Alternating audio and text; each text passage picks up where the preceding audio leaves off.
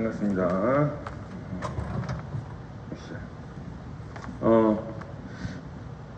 오늘 연수를 어떻게 할까 지금 사실 지금도 고민이에요. 슬라이드를 다 보고 할 거냐, 왜냐면 슬라이드에 있는 내용들을 할 거거든요.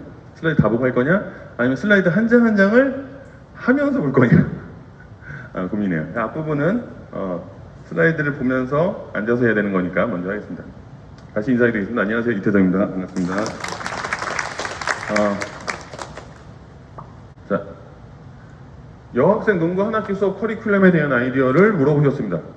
누군지는 안 써놨습니다. 약간 부끄러울 수도 있으니까요. 여러 가지 질문이 있는데,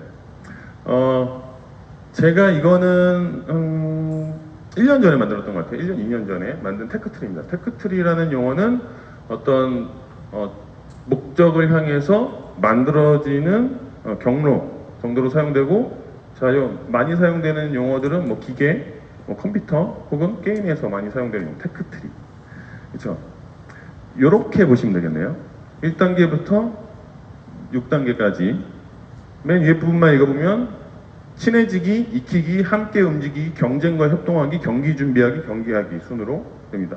이 수업을 했었던 때가 스포츠 교육 모형처럼 경기를 마지막에 경기를 하겠다라는 마음으로 수업했을 때 썼던 프로세스입니다. 1인 1공 볼핸들링 놀이와 활용, 그리고 익히기에서 2인 3인, 5, 6인, 3, 4인, 팀 이렇게 되어 있는데요. 포인트는 이겁니다. 학생들이 농구의 경기에 도달하기 위해서 어떤 계열성을 가지고 갈 것인가 라는 전반적인 큰 틀이라고 보시면 됩니다. 그리고 이 큰 틀이 뒷부분에 또 반영될 겁니다. 저는 수업에 대한 프로세스를 갖고 있는 사람이에요. 다른 연수에도 늘 말하는데 프로그램과 프로세스는 다릅니다. 프로그램은 하나의 결과를 도출하는 하나의 프로그램이죠. 윈도우 프로그램이죠. 윈도우 프로그램. 그렇죠? 여러분 선생님 대부분 쓰는 거의 모든 것들은 프로그램입니다. 프로세스는 그걸 만드는 과정이죠. 공식 같은 거죠. 논리죠. 그래서 선생님들이 프로그램을 저한테 아마 접하게 될 거예요. 근데 시간이 지나서 저를 계속 만나고 하다 보면 저 사람의 프로세스가 있구나 라는 걸 깨닫게 될 겁니다. 그거를 깨달을 때쯤 되면 여기 졸업하게 되네요. 지금 몇 년째 제 연수를 듣는 분이 계세요. 지금 되게 재밌는 게 몇 년째 듣다가 새로운 사람이 유입되잖아요. 섞여 있다가 몇 년째 듣던 사람이 사라지면서 새로 들었던 사람이 몇 년째 된 사람이 돼요. 이게 하산하게 됩니다. 이거를 흔히 나는 구조와 개념과 상호작용으로 설명합니다. 그래서 1인 1과제, 처음이니까 많이 만져야 되겠죠, 공을. 그래서 1인 1과제 중심으로 하고, 접근하기 쉬운 놀이 형태로 하고, 볼을 익히기 위한 볼핸들링으로 하고, 흥미와 성취 중심으로 한다는 겁니다. 그래서 2단계에 가서는 2인 과제, 2인 과제, 3인 과제, 슛, 드리블, 패스와 같은 기본 기능, 그리고 사이드 바이 사이드는 구조를 말해요. 사이드 바이 사이드 이따가 할 거예요. 유쾌한 도전 과제, 직선적인 움직임, 도전과 성취. 이렇게 쭉 프로세스가 이어지게 됩니다. 그래서 함께 움직이기, 경쟁과 협동하기, 경기 준비하기, 경기하기까지 가게 되는데, 그래서 이 아래 내용들을 보시면 놀이 중심에서 성취와 흥미 중심에서 점점 기능과 이해, 그리고 상호작용, 동료 혹은 상대를 있는 상태의 상호작용을 계속 경험하게 만들면서 나중에 경기까지 가게끔, 그리고 변형 경기에서는 경기의 난이도를 낮추기 위해서 경기 규칙을 변형시키거나 다른 내용들을 섞어서 정식 경기에 도달하게끔. 선생님 사실 아마 다 배우신 내용인 겁니다. 교수 이론에서. 그래서 이런 테크트리가 있다. 요 질문하신 분 요거 보시고 나중에 저한테 개인적으로 선생님 요건 어떤 개념이에요? 선생님 물어보시면 제가 즉시 답변해 드리도록 하겠습니다. 평가가 늘 고민입니다. 이 테크트리를 제일 앞부분에 놓은 이유는 이 테크트리가 제 농구 연수나 농구 수업의 전반적인 흐름이기 때문에 제가 앞부분에 놓고요. 그리고 선생님들 질문을 순서를 재조정해서 비슷한 것끼리, 그리고 수업의 연관성이 앞부분에 있는 거냐 뒷부분에 있는 거냐에 따라서 재조정했습니다. 평가가 늘 고민입니다라는 단 한 줄의 글을 써서 어떤 답변을 할까 고민했습니다. 성취 기준은 대의명분입니다. 지금 저는 이제 2002 개정교육과정 기준으로 만들고 있습니다.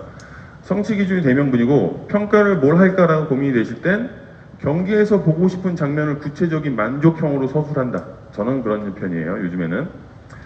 제가 사용한 평가 방법은 정말 다양합니다. 아마 전국에서 이렇게 복잡하게 평가하는 사람이 있나 싶을 정도로 그래서 제가 고생하죠 결국엔.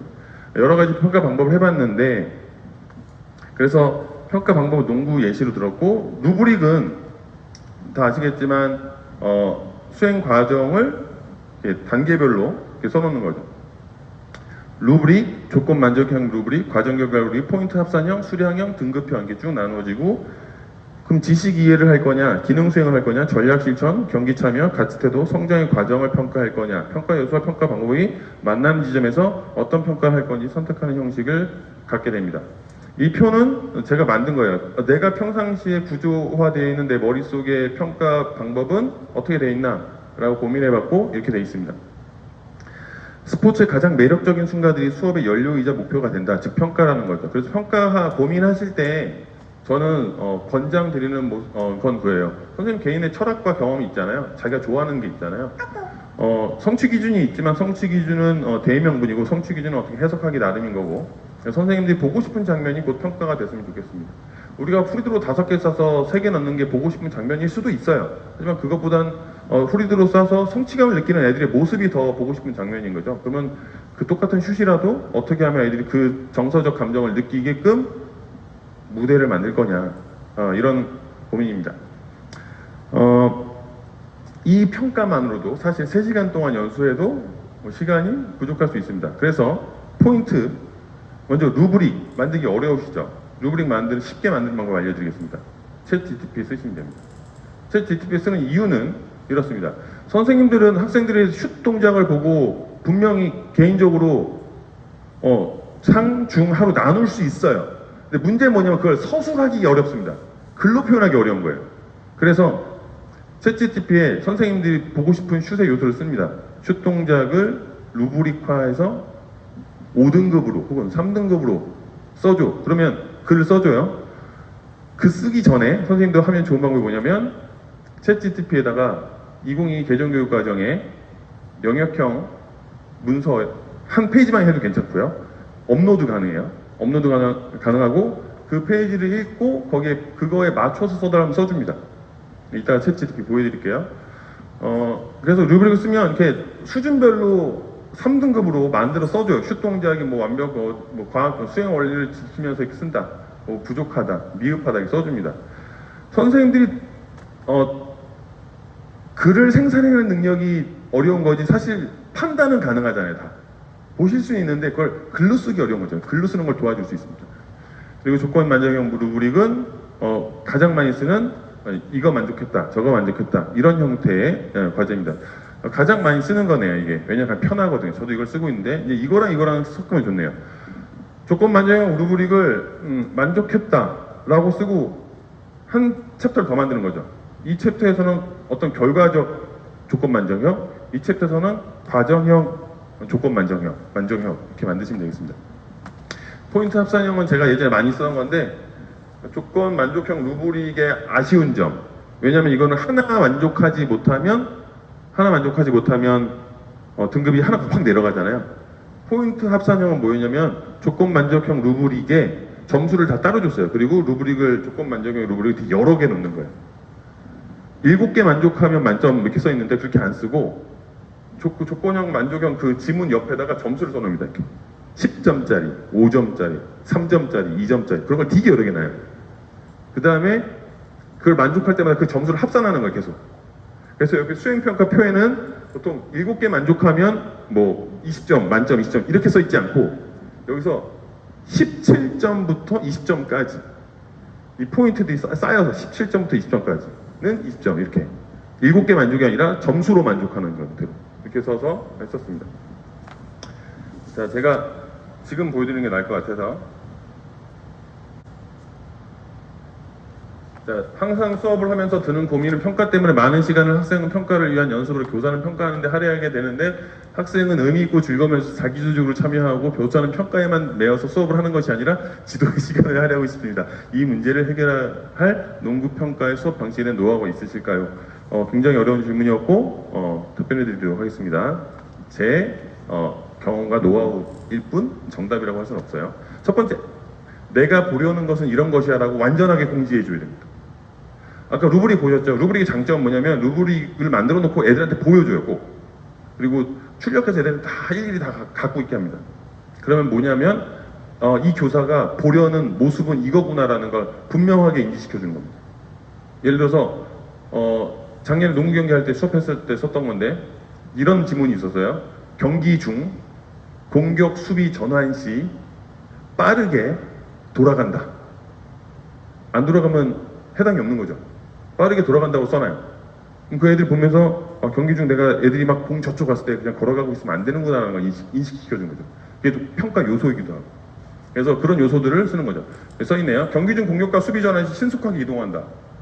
동료와 협력하여 득점하기 위해 패스를 실시한다. 리바운드에 적극적으로 참여하여 획득한다. 6파울, 파울 없이 경기에 참여한다. 3회 이상 슛을 시도하여 득점에 성공한다. 이런 조건 만족형 루브릭인 거죠. 이런 걸 써놓고 애들한테 직접 보여주는 거예요. 그리고 실제로 평가하는 거고요. 그럼 평가 어떻게 할 거냐? 교사가 다 일일이 보면 체크리스트 하면 어렵죠. 그렇죠? 자기 평가를 학생 평가 시키면 됩니다. 자기가 평가해서 자기가 체크하는 걸 어떻게 믿어요? 믿어야죠. 교육과정에도 그렇게 하라고 하잖아요. 지금 자기 평가하고 동료 평가 하라고 하잖아요. 지금 최근에 이제 교실혁명교사 연수를 막 다니고 막 들어다녔었는데 거기서 했었던 이야기가 그겁니다. 우리나라 선생님들의 특징이 돼요. 아시아권에만 특징이 있답니다. 태블릿으로 이제 수업하는 거에 대한 AI 교과서 수업을 막 하잖아요. 그럼 우리나라 사람 아시아에서 항상 하는 지분이 있대요. 애들 뭐 하는지 어떻게 관리 감독하냐.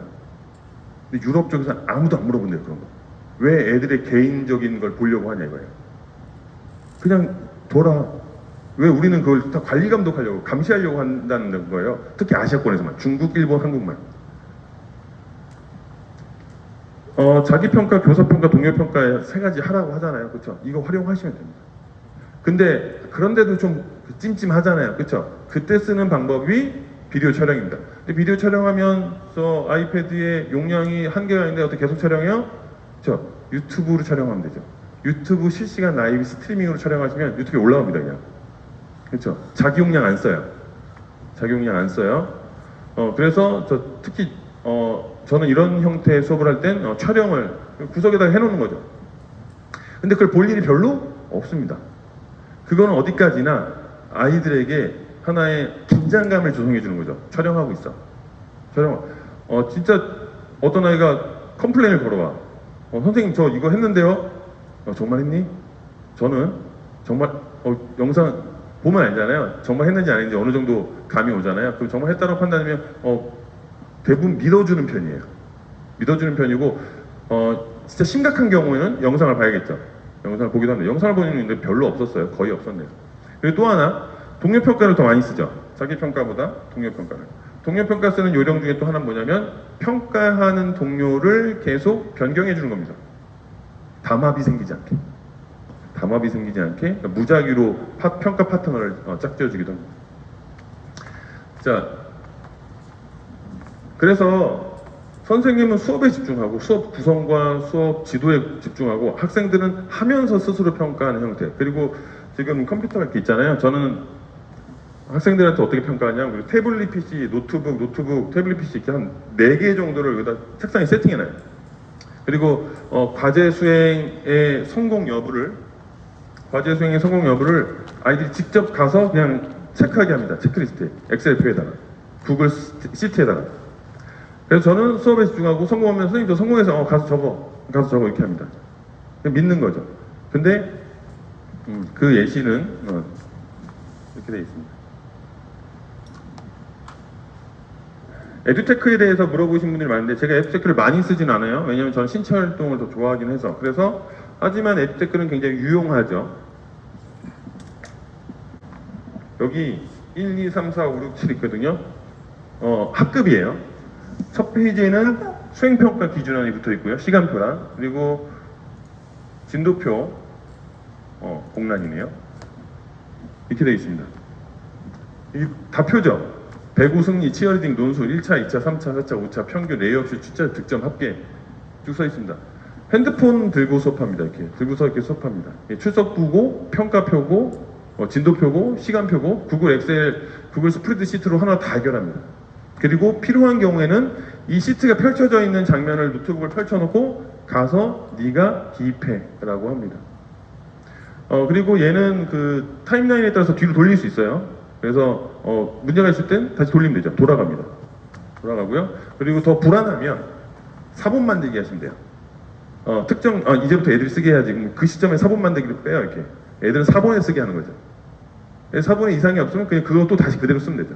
다시 갖고 오거나. 그래서 전 이거를 지금도 계속 몇 년째 이 형태의 수업을 씁니다. 그래서 아이들한테 수업할 때 시작할 때 말해요. 그래서 핸드폰 보는 거 아니야? 너희들 명령어표랑 평가표랑 이렇게 보는 거야. 이렇게 보면서 얘기합니다. 제가 해야 될 땐 제가 하고 아이들이 해야 될 때 아이들이 입력하게 합니다. 자, 그리고 요 요소인데 기능이 누적 기록되는 학생평가 기록지, 아까 했던 누적 기록되는 학생평가, 기능 속도에 따른 정성적 평가 할 수 있고요. 경기 참여에 따른 만족형 루브릭 평가에서 제 요령은 이렇습니다. 좋은 말들을 막 써놔요. 좋은 말들을 막 써놔요. 그 다음에 그거를 수행했냐 체크하는 것보다 수행하지 않은 애들을 찾는 게 더 쉽죠. 그렇죠? 그래서 아이들한테 말하는 거, 너희들이 다 이렇게 뛸 거라고 난 믿어. 넌 적극적으로 할 거고 최선을 다할 거라고 믿어. 특히 이제 어떤 행위적인 거, 어떤 슛을 3회 이상 쐈다 이런 거 말고, 특히 이런 신속하게 이동한다, 리바운드에 참여한다 이런 것들 있잖아요. 행위적인 거, 수량적인 거 말고 이런 것들에 대해서는 이미 만족했다고 가정하고 적극적이지 않거나 소극적인 친구들 있죠. 그런 친구들을 찾아내는 게 더 쉽죠. 그리고 그런 친구들이 발생하면 가서 말하죠. 너 지금 이거 안 되고 있어. 계속 안 되면 난 이걸 만족으로 볼 수 없다. 이렇게 말하죠.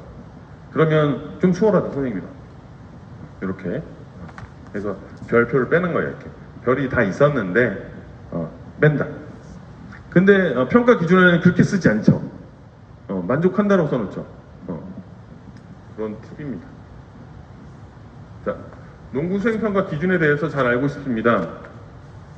경력이 짧은 선생님이실 것 같아요. 교사 철학, 수업 환경, 학생 수준을 고려해서 하고 성취 기준의 해석과 적용, 교사 역량에 따른 겁니다. 2022 개정교육과정 영역형의 성취 기준입니다. 2022에선 성취 기준이 좀 간소화됐죠. 줄어들었어요. 지난번 거보다. 그래서 하나, 둘, 셋, 영역형이 3개면 끝나네요. 그리고 성취 기준 후반부에 가면은 정서적인 요소들이 써 있습니다. 얘네들이 대의명분이죠. 선생님들의 대의명분이. 어떤 수업을 하든 내가 어떤 서류든 얘네에서 도출됐다라고 말할 수 있어야 그 평가가 타당한 평가가 됩니다. 그래서 요거를 참고하셔야 된다는 것. 이 평가 방식은 코로나 시기에 했던 거예요. 코로나 시기에 애들 자주 못 만날 때. 되게 단순합니다. 1분 동안 개인이 최대 득점하는 거예요. 1분 동안 개인 최대 득점하는 거 농구로. 그리고 위치에 따라서 점수가 좀 달랐어요. 1점 슛, 2점 슛, 3점 슛, 4점 슛. 수행자와 리바운더가 있고, 수행평가 대상자는 수행자이고, 리바운더는 평가 대상이 아니에요. 얘는 평가 대상이 아니에요, 리바운더는. 근데 수행자의 결과 20%에서 10%를 얘한테 리바운더에게 줘요. 떼주는 게 아니라 그만큼을 또 주는 거예요, 점수를. 그래서 서포터와 함께 수행 시 최대 볼 2개만 쓸 수 있고, 리바운더를 사용하면 볼을 2개만 쓸 수 있고, 리바운드 없이 저 혼자 할게, 선택권이 있는 거예요. 혼자 할 수도 있어요. 저 공방을 옆에 잔뜩 나타나고 혼자 하는 겁니다. 아이들은 선택하는 거예요. 동료를 데리고 할 거냐, 동료를 데리고 대신에 공 2개만 쓸 거냐, 동료 없이 공을 잔뜩 쓸 거냐, 시간 안에 1분 안에 슛 많이 넣기를 이렇게 했었어요. 그래서 이 평가 방식의 장점, 첫 번째, 농구의 리바운드라는 개념을 애들이 배우게 되죠. 두 번째, 리바운드의 가치도 배우게 돼요. 희생이에요. 리바운드는 굉장히 희생정신이 강합니다. 60년 전에도 농구의 리바운드는 희생정신이라고 말할 정도예요. NBA에서도. 그리고 둘의 관계가 성립되면서 감사하겠죠. 왜냐면 어떤 동영상도 있긴 한데, 얘가 슛 쏘다가 공 2개밖에 없으면 슛 쏘다가 공이 쭉 멀리 굴러갔어요. 근데 이 여자애가 달려가서 주워오거든요. 근데 수업 시간에 한 번도 뛰는 걸 본 적이 없던 애였어요. 근데 얘가 뛰어가요. 책임감이 발생할 수밖에 없잖아. 내가 빨리 안 갖고 오면 얘가 못 쏴. 난 얘 그리고 얘 점수에 10%나 20%를 자기가 갖게 되잖아요. 그렇죠? 선택권을 준 이유는 그거예요. 이 관계 형성이 어려워서 혼자 하는 친구들도 있을 수 있잖아요. 그렇죠? 혼자 하고 싶으면 혼자 해. 선택이야. 이렇게 했었었네요.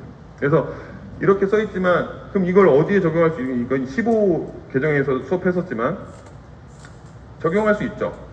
구성원을 신뢰하며 팀의 공동 목표를 달성하기 위해 최선을 다하고. 그렇죠? 그러니까 성취 기준을 어떻게 해석하느냐, 그리고 그 해석이 타당하게 내가 다른 사람에게 설명할 수 있느냐, 그러면 거의 모든 수업이 가능할 겁니다.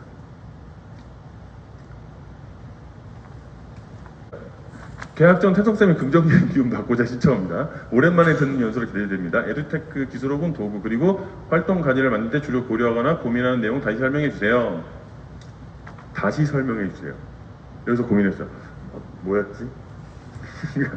설명이 되게 많잖아요. 어떤 거지? 저는 수업을, 안녕하세요. 제 와이프입니다. 예.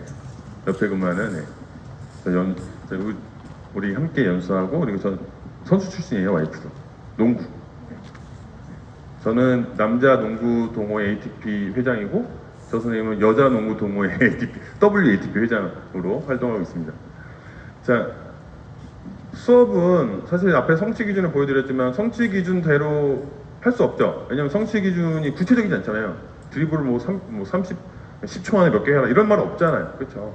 결국엔 우리의 철학이 반영돼서 다시 필터를 거쳐서 나오게 됩니다. 그럼 어떤 필터를 거칠 거냐?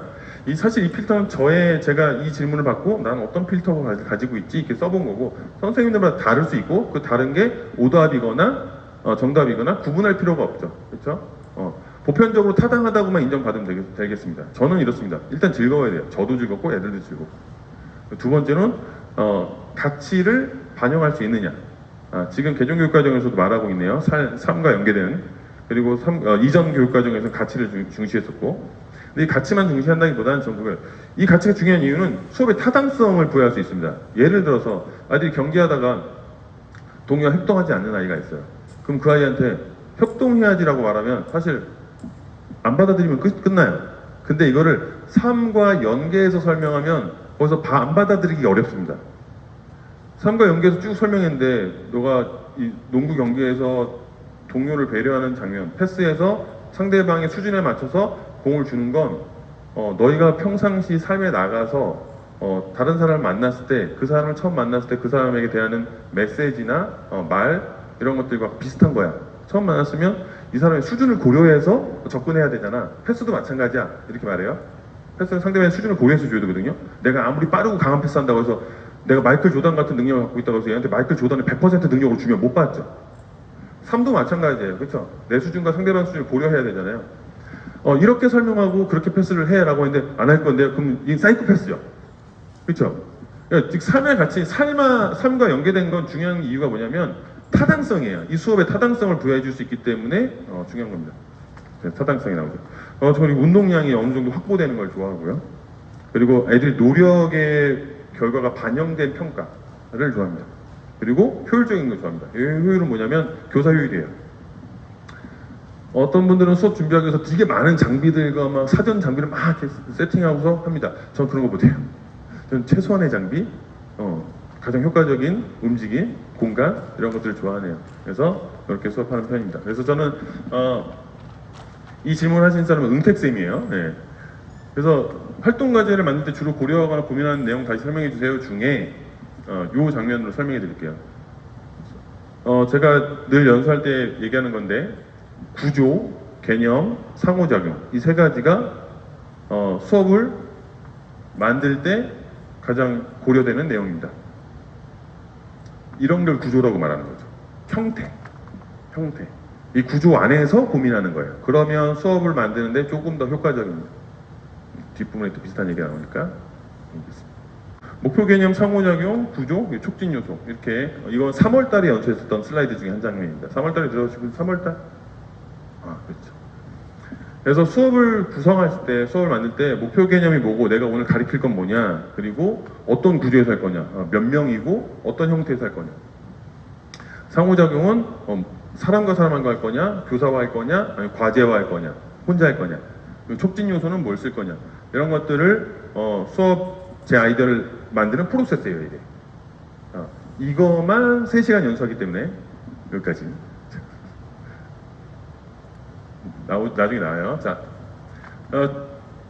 지금부터 제가 지금 10시 벌써 22분이니까 지금부터 이거를 나머지 슬라이드 다 하는 건 앉아있는 시간이 너무 길 것 같아요. 지금부터 나오는 슬라이드의 장면들을 실제로 하면서 계속 다음 슬라이드, 다음 동작 다. 왜냐면 지금부터 다 활동해요. 선생님들이 질문에 내용을 만족시킬 수 있는 활동은 무엇일까라고 고민하면서 지금부터 다 활동으로 만들어 놨어요. 이거 마지막 장면, 마지막 인사할 때 드리겠습니다. 그러니까 지금부터 의자를 정리하고 운동 준비해서 움직이겠습니다.